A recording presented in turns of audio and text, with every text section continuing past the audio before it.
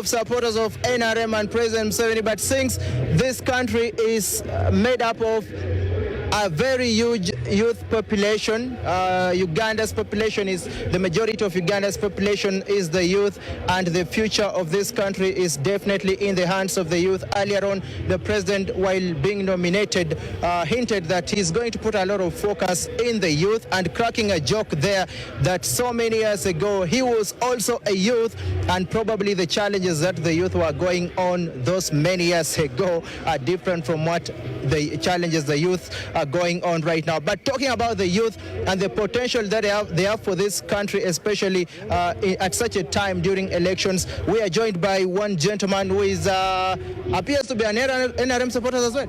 Thank you, my brother. My name is Olanya Olenge Tonny. I come from Ukinya village in Chulibu sub-county. That's Pade district. I'm a young leader, aspirant for Member of Parliament in Arua North constituency, and a very strong supporter of President Museveni. Looking at you, you could be in your 20s, aren't you? Yes, please.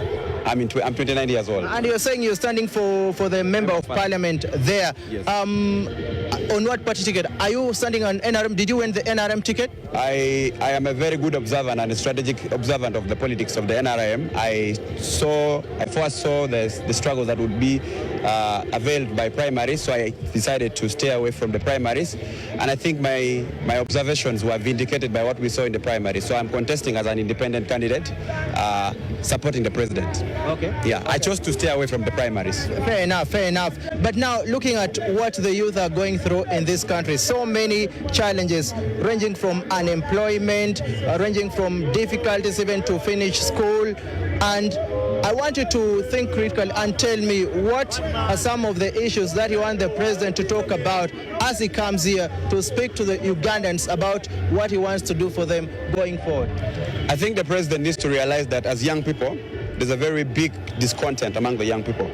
We are about 80% of the population and growing, meaning that's a critical mass that cannot be ignored.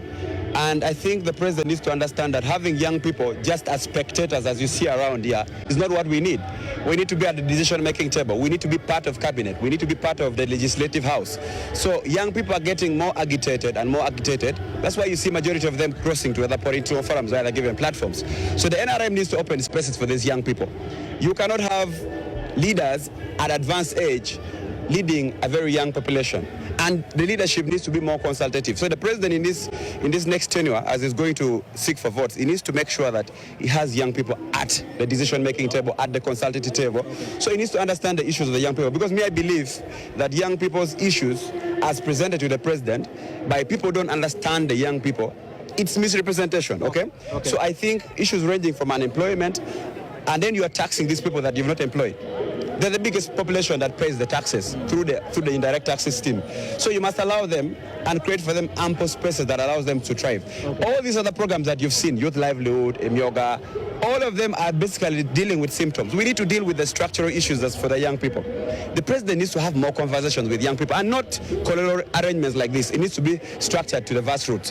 He needs to go to the grassroots to meet the young people, not only in Kololo and Kampala. All right, hopefully that is what he's going to do. But all the best in your forthcoming participation in the elections. And we hope you're going to win. All right, good luck in your forthcoming participation in the elections. And we hope you're going to win. All right, good luck. Let's